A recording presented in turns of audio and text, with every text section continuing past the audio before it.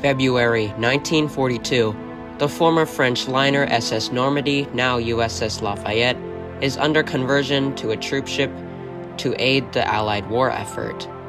Most of her lavish Art Deco interiors have been stripped and put into storage. Suddenly, as sparks fly from a worker's torch, a heap of life vests set aside burst into flames. The tower of life vests were quickly enveloped in a fire, but fortunately, within seconds, the Lafayette's advanced fire safety system switched on, dousing the fire.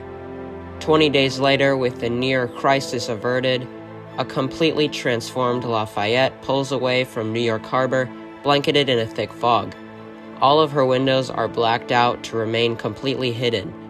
This would be her first of many voyages across the Atlantic, ferrying troops to war. Due to the liner's speed, it would make most of these voyages completely unprotected through seas teeming with enemies. On one particular voyage in 1943, a lonely German U-boat came within 50 feet of hitting the massive Lafayette. Men aboard the troopship rushed to the guns to defend their ship, though neither vessel was damaged in the action, as gunfire deterred the enemy U-boat from further combat.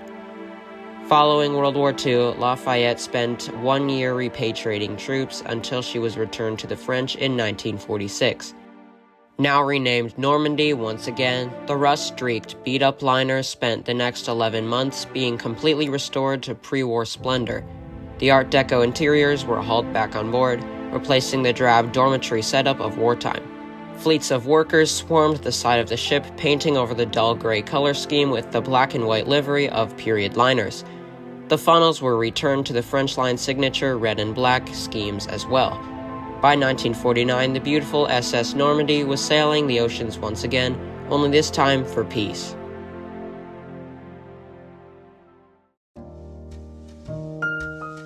Following the war years, another sort of combat ensued, the race for the blue ribbon. Normandie's old rival, the Queen Mary, and her new sister would battle it out on the oceans, trying to beat the transatlantic speed record for years to come, until a new competitor approached, the glamorous SS United States. The United States' maiden voyage would be full 3 knots faster than the pre-war liners. Combined with the increasing rise in air travel, it seemed the Normandie's days were numbered. The Normandie was already causing the French line to bleed money as its stunning interiors were overwhelming to many passengers, leading to people choosing the Cunard Queens over the lavish Normandie. In 1957, Normandie was laid up, leading to many to speculate the future of the ocean liner. Normandie was put up for sale in 1958.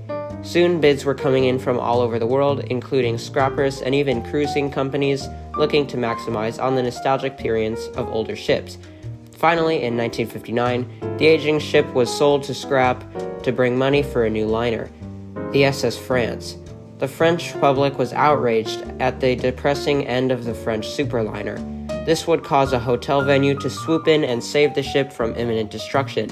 In 1961, Normandie was towed to the King George V graving dock in Southampton, England, for restoration above and below the waterline.